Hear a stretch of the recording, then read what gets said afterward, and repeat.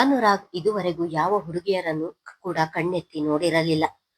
ಅವನ ತಂದೆ ತಾಯಿ ಮೊದಲು ಮದುವೆಯ ಮಾತೆತ್ತಿದಾಗಲೆಲ್ಲ ತನಗೆ ಈಗಲೇ ಮದುವೆ ಬೇಡ ಎಂದು ಹುಡುಗಿಯರ ಫೋಟೋ ಕೂಡ ನೋಡಿದವನಲ್ಲ. ನಂತರ ಸಾಕ್ಷಿಯನ್ನು ಪ್ರೀತಿಸಲು ಶುರು ಮಾಡಿದಾಗಿನಿಂದ ಅವನ ಗಮನ ಸಾಕ್ಷಿಯ ಕಡೆ ಮಾತ್ರ. ಮತ್ತೆ ಬೇರೆ ಹುಡುಗಿಯರನ್ನು ನೋಡಿರಲಿಲ್ಲ. ಮನೆಯಲ್ಲಿ ಒಬ್ಬನೇ ಮಗ ಎಂದು ತಂದೆ ತಾಯಿ ಬಹಳ ಮುದ್ದಿನಿಂದ ಬೆಳೆಸಿದರು. ಅದರಲ್ಲೂ ತಂದೆ ಮಗ ಎಂದು ಅವನಿಗೆ ಶಿಸ್ತು ಕಟ್ಟುನಿಟ್ಟು ಮಾಡಲಿಲ್ಲ. ಅವನು ಏನೇ ಹೇಳಿದ್ರು ಇಲ್ಲ ಎನ್ನದೆ ಸ್ನೇಹಿತನ ರೀತಿ ಬೆಳೆಸಿದರು. ಈಗಲೂ ಅವರ ಒಡನಾಟ ಸ್ನೇಹಿತರ ಹಾಗೆಯೇ ಇದೆ. ಯಾರು ಅವನ ಜೊತೆ ಗದರುವುದಿಲ್ಲ. ಅಂಥದ್ರಲ್ಲಿ ಸಾಕ್ಷಿ ರಸ್ತೆಯಲ್ಲಿ ಆಡಿದ ಮಾತುಗಳು ಅವನ ಹೃದಯಕ್ಕೆ ಬಾಣದಿಂದ ಚುಚ್ಚಿದಂತಾಗಿದೆ. ಮನೆಗೆ ಬಂದರೂ ಕೂಡ ಅದೇ ಯೋಚನೆ ಅವನ ತಲೆಯನ್ನು ತಿನ್ನುತ್ತಿತ್ತು. ಎಷ್ಟೇ ಸಮಾಧಾನ ಮಾಡಿಕೊಂಡರೂ ಕೂಡ ಅವರ ಮನಸ್ಸು ಸಮಾಧಾನವಾಗದೆ ಒದ್ದಾಟ ನಡೆಸುತ್ತಿತ್ತು. ಕೋಣೆಗೆ ಬಂದು ಮಲಗಿದವನು ತಾಯಿ ಕಾಫಿಗೆ ಏಳಿಸಿದರೂ ಕೂಡ ಏಳದೆ ಹಾಗೆ ಮಲಗಿದ್ದನು. ನಿಮ್ಮ ಮಗನಿಗೆ ಸ್ವಲ್ಪ ದಿನಕ್ಕೆ ಏನು ಆಗ್ತಿರುತ್ತೆ? ಇತ್ತೀಚೆಗೆ ಒಂದು ದಿನ ಇದ್ದ ಹಾಗೆ ಇನ್ನೊಂದು ದಿನ ಇರಲ್ಲ. ನಿನ್ನೆ ಖುಷಿಯಾಗಿ ಇದ್ದವನು ಇವತ್ತು ನೋಡಿದ್ರೆ ಮಂಕಾಗಿ ರೂಮು ಸೇರಿದ್ದಾನೆ.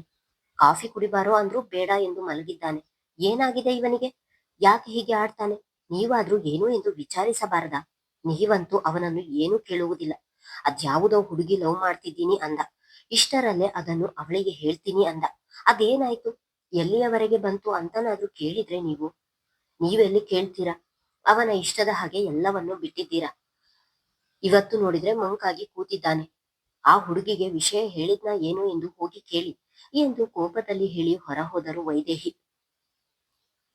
ಮಗ ಬೇಸರದಲ್ಲಿ ಇದ್ದಾನೆ ಎಂದು ಹೆಂಡತಿ ಹೇಳುವ ಮೊದಲೇ ಅವನು ಆಫೀಸಿನಿಂದ ಬಂದ ತಕ್ಷಣ ಅವರು ಗುರುತಿಸಿದರು. ಆದರೂ ಏನೂ ಕೇಳದೆ ಸುಮ್ಮನೆ ಕುಳಿತಿದ್ದರು.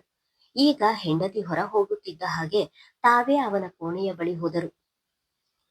ಮಗ ಕಣ್ಣು ಮುಚ್ಚಿ ಮಲಗಿರುವುದನ್ನು ನೋಡಿ ನಿದ್ರೆ ಮಾಡುತ್ತಿದ್ದಾನೇನೋ ಎಂದು ಅವನ ಬಳಿಗೆ ಹೋದವರು ಅನು ಎಂದು ಅವನ ಹಣೆಯ ಮೇಲೆ ಕೈ ಇರಿಸುತ್ತಾ ಕರೆದರು. ಧ್ವನಿ ಹಾಗೂ ಸ್ಪರ್ಶಕ್ಕೆ ಕಣ್ಣು ತೆರೆದವನು ಏನು ಅಪ್ಪ ಎಂದು ಹೇಳುತ್ತಾ ಎದ್ದು ಕುಳಿತನು. ಯಾಕೆ, ಏನಾಯ್ತು ಇವತ್ತು? ಡಲ್ಲಾಗಿದ್ದೀಯಲ್ಲ ಎಂದರು. ತಂದೆಗೆ ಈಗ ಸಾಕ್ಷಿ ಆಡಿದ ಮಾತುಗಳನ್ನು ಹೇಳಿದರೆ ಅವರು ಸಾಕ್ಷಿಯನ್ನು ತಪ್ಪು ತಿಳಿಯುತ್ತಾರೆ ಎಂದು ಯೋಚಿಸಿದವನು ಏನೂ ಇಲ್ಲ ಅಪ್ಪ ಎಂದನು. ಯಾರ ಬಳಿಯೂ ಸಾಕ್ಷಿಯನ್ನು ಬಿಟ್ಟು ಕೊಡಲು ಮನಸ್ಸಿಲ್ಲ ಅವನಿಗೆ. ಏನೂ ಇಲ್ಲ ಅಂದ್ರೆ ಬಂದವನು ಸೀದಾ ರೂಮಿನಲ್ಲಿ ಬಂದು ಯಾಕೆ ಮಲಗಿದೆ ಎಂದು ಮರುಪ್ರಶ್ನೆ ಹಾಕಿದರು. ಅವರ ಮಾತಿಗೆ ಬಲವಂತದಿಂದ ಮುಗುಳು ನಕ್ಕವನು ಅದೇ ಮಾಮೂಲಿ ತಲೆನೋವು ಅಪ್ಪ. ಹೆಚ್ಚು ಲ್ಯಾಪ್ಟಾಪ್ ನೋಡುವುದರಿಂದ ಇತ್ತೀಚೆಗೆ ತಲೆನೋವು ಜಾಸ್ತಿಯಾಗಿದೆ ಎಂದನು. ಅದೇನೋ ಮಗ ಹೇಳಿದ ರೀತಿಯನ್ನು ನೋಡಿ ಇಂದು ಬಹಳ ಬೇಗ ಅವನನ್ನು ನಂಬಿದರು ಗುರುರಾಜ್.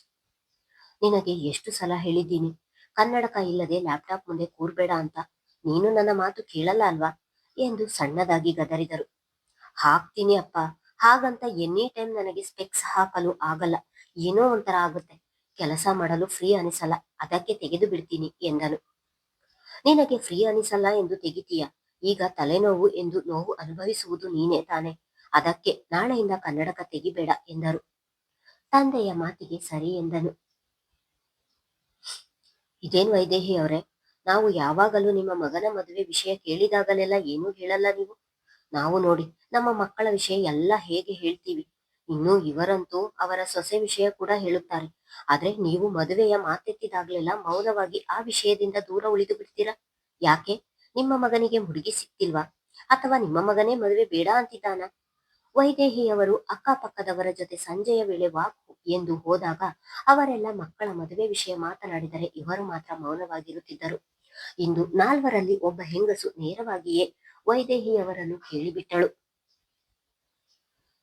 ಇಷ್ಟು ದಿನ ತನ್ನ ಮಗ ಪ್ರೀತಿಸುತ್ತಿರುವ ವಿಷಯವನ್ನು ಅವರಿಗೆಲ್ಲ ಹೇಗೆ ಹೇಳೋದು ಎಂದು ಆ ವಿಷಯದಿಂದ ದೂರ ಉಳಿಯುತ್ತಿದ್ದರು.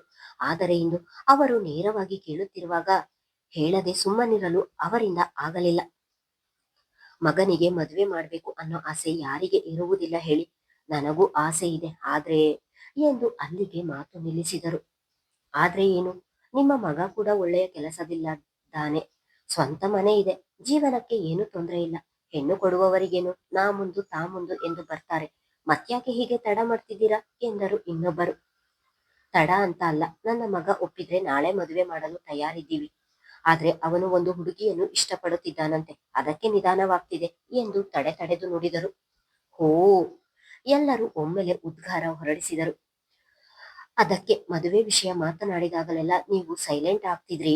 ನಿಮ್ಮ ಮಗ ಲವ್ ಮಾಡ್ತಿದ್ದಾನೆ ಅಂದ್ಮೇಲೆ ಅವನ ಮಾತು ನೀವು ಕೇಳಲೇಬೇಕು ಬಿಡಿ. ಇವತ್ತಿನ ಮಕ್ಕಳು ಹೆತ್ತವರ ಮಾತೆಲ್ಲಿ ಕೇಳ್ತಾರೆ, ಅವರು ಹೇಳಿದ ಹಾಗೆ ನಾವು ಕೇಳ್ಬೇಕು ಅಷ್ಟೆ ಎಂದರು ಇನ್ನೊಬ್ಬರು. ನಿಮ್ಮ ಮಗನೂ ಲವ್ ಮಾಡ್ತಿದ್ನ, ಅದಕ್ಕೆ ನೀವು ಸುಲಭವಾಗಿ ಒಪ್ಪಿಗೆ ಕೊಟ್ಟು ಬಿಟ್ರ ವೈದೇಹಿ ಎಂದರೆ, ಒಪ್ಪಿಗೆ ಕೊಡದೆ ಇನ್ನೇನು ಮಾಡಲಿ ಹೇಳಿ. ಇರುವುದು ಒಬ್ಬನೇ ಮಗ, ಅವನ ಇಷ್ಟನೇ ನಮ್ಮ ಇಷ್ಟ ಅಲ್ವಾ, ಅವನು ಇಷ್ಟಪಟ್ಟ ಹುಡುಗಿಯನ್ನೇ ಮದುವೆ ಮಾಡ್ತೀವಿ ಎಂದರು. ಅಲ್ಲಿಗೆ ಮುಗಿತು ಬಿಡಿ ಎಂದವರ ಮಾತು ಕೇಳಿ ಅವರೆಡೆಗೆ ನೋಡುತ್ತಾ, ಯಾಕೆ ಹಾಗೆ ಹೇಳ್ತೀರಾ ಎಂದರು. ಯಾಕೆ ಅಂದ್ರೆ, ನಮ್ಮ ಮನೆಯ ಬಗ್ಗೆ ನಿಮಗೆ ಗೊತ್ತಿಲ್ಲದೆ ಇರುವುದು ಏನಿದೆ, ನಿಮಗೆ ಎಲ್ಲಾ ಗೊತ್ತಲ್ಲ. ನನ್ನ ಮಗ ಪ್ರೀತಿಸುತ್ತಿದ್ದಾನೆ ಎಂದು ನಾನು ಆಸೆ ಪಟ್ಟು ಅವನು ಇಷ್ಟಪಟ್ಟ ಹುಡುಗಿಯನ್ನೇ ಮದುವೆ ಮಾಡಿದೆ. ಆದ್ರೆ ಈಗ ನನ್ನ ಮನೆಯಲ್ಲಿ ನನಗೆ ಬೆಲೆ ಇಲ್ಲದ ಹಾಗೆ ಆಗಿದೆ. ನನ್ನ ಮಗ ಅಂತೂ ಯಾವಾಗ್ಲೂ ಹೆಂಡತಿಯನ್ನು ವಹಿಸಿಕೊಂಡು ಮಾತಾಡ್ತಾನೆ. ನನಗಂತೂ 1 ವರ್ಷಕ್ಕೆ ಸಾಕಾಗಿ ಹೋಗಿದೆ. ಏನ್ ಗೊತ್ತಾ ವೈದೇಹಿ ಅವರೇ, ದೊಡ್ಡವರು ನೋಡಿ ಮಾಡಿದ ಮದುವೆಯಲ್ಲಿ ಹೆಣ್ಣು ಮಕ್ಕಳು ಸ್ವಲ್ಪ ತಗ್ಗಿ ಬಗ್ಗಿ ಹಿರಿಯರಿಗೆ ಗೌರವ ಕೊಟ್ಟು ನಡೆಯುತ್ತಾರೆ. ಆದ್ರೆ ಈ ಪ್ರೀತಿಸಿ ಮದುವೆ ಆಗಿರುತ್ತಾರಲ್ಲ, ಅವರು ಯಾವುದಕ್ಕೂ ಅಂಜಲ್ಲ, ಯಾವ ವಿಷಯಕ್ಕೂ ಕೇರ್ ಮಾಡಲ್ಲ, ಯಾರು ಏನೇ ಹೇಳಿದ್ರು ಕೇಳಲ್ಲ. ಅಂತವರಿಗೆ ಗಂಡ ತನ್ನ ತಾಳಕ್ಕೆ ಕುಣಿಯುತ್ತಾನೆ, ಏನೇ ಹೇಳಿದ್ರು ಕೇಳ್ತಾನೆ ಎನ್ನುವ ಧಿಮಾಕು ಎಂದವರು. ಅಯ್ಯೋ ಬಿಡಿ, ನಾವು ಎಷ್ಟೇ ಮಾತಾಡಿದ್ರು ಅಷ್ಟೇ. ಪ್ರೀತಿ ಮಾಡಿದ್ದಾರೆ ಅಂದ್ಮೇಲೆ ನಾವು ಏನೂ ಮಾಡಲು ಆಗಲ್ಲ. ಅವರು ಹೇಳಿದ ಹಾಗೆ ಕೇಳಿಕೊಂಡು ಮೂಲೆಯಲ್ಲಿ ಬಿದ್ದಿರಬೇಕು ಎಂದರು. ಮೊದಲೇ ಮಗ ಪ್ರೀತಿಸುತ್ತಿದ್ದಾನೆ, ಆ ಹುಡುಗಿ ಹೇಗೋ ಏನೋ ಎಂದು ಮನದ ಮೂಲೆಯಲ್ಲಿ ಸಣ್ಣ ಭಯ ಇದ್ದೇ ಇತ್ತು. ಆದರೆ ಈಗ ಇವರೆಲ್ಲರ ಮಾತು ಕೇಳಿ ಸಣ್ಣ ಭಯ ಬಹುದೊಡ್ಡದಾಗಿ ಅವರನ್ನು ಕಾಡತೊಡಗಿತು. ನನ್ನ ಮಗ ನನ್ನಿಂದ ದೂರ ಆಗ್ತಾನೆ ಎನ್ನುವ ತಳಮಳ ಕೂಡ ಶುರುವಾಯಿತು. ಅವನು ಅದೇ ಹುಡುಗಿ ಮದುವೆಯಾದರೆ ಮೂವರು ನೆಮ್ಮದಿಯಿಂದ ಇರುವ ಮನೆಯಲ್ಲಿ ಮುಂದೆ ಆ ನೆಮ್ಮದಿ ಇರುವುದಿಲ್ಲ ಎಂದು ಆಲೋಚಿಸಿದವರಿಗೆ ಒಡಲಲ್ಲಿ ಸಂಕಟ ಆವರಿಸಿತು. ಇಷ್ಟು ದಿನ ತಿಳಿಯಾದ ನೀರಿನಂತಿದ್ದ ವೈದೇಹಿ ಅವರ ಮನಸ್ಸಿಗೆ ಯಾರೋ ಕಲ್ಲು ಎಸೆದಂತಾಯಿತು. ಮುಂದಿನ ಜೀವನದಲ್ಲಿ ಮಗನ ಬಗ್ಗೆ ಬಹಳ ಆಸೆ ನಿರೀಕ್ಷೆಗಳನ್ನು ಇಟ್ಟುಕೊಂಡಿರುವ ಜೀವ ಆ ಹೆಂಗಸರು ಹೇಳಿದ ಮಾತನ್ನು ಯಾಕೋ ಸಹಿಸಲಾಗಲಿಲ್ಲ. ಅಲ್ಲಿ ಅವರ ಜೊತೆ ನಿಲ್ಲಲಾಗದೆ ತಕ್ಷಣಕ್ಕೆ ಮನೆಗೆ ಹೊರಟು ಬಂದರು. ದಾರಿಯಲ್ಲಿ ಕಷ್ಟಪಟ್ಟು ಕಣ್ಣೀರನ್ನು ತಡೆಹಿಡಿದು ಮನೆಯ ಒಳಗೆ ಕಾಲಿಡುತ್ತಿದ್ದ ಹಾಗೆ ಅವರ ಕಣ್ಣೀರು ಇಳಿದಿದ್ದವು. ಒಳಗೆ ಬಂದ ಹೆಂಡತಿಯ ಮುಖವನ್ನು ನೋಡಿದ ಗುರುರಾಜ್ ಅವರಿಗೆ ಅವರ ಕಣ್ಣಲ್ಲಿನ ನೀರು ನೋಡಿ ಆಘಾತವಾಯಿತು.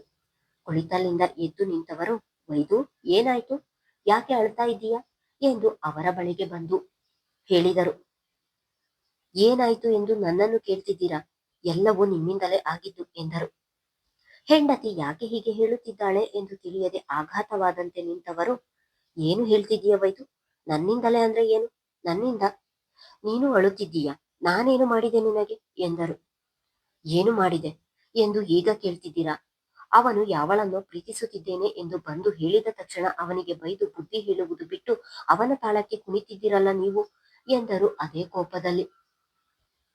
ಇದ್ದಕ್ಕಿದ್ದ ಹಾಗೆ ಹೆಂಡತಿ ಯಾಕೆ ಈ ವಿಷಯ ಮಾತನಾಡುತ್ತಿದ್ದಾಳೆ ಎಂದು ತಿಳಿಯದೆ ಹಾಗೆ ನಿಂತರು.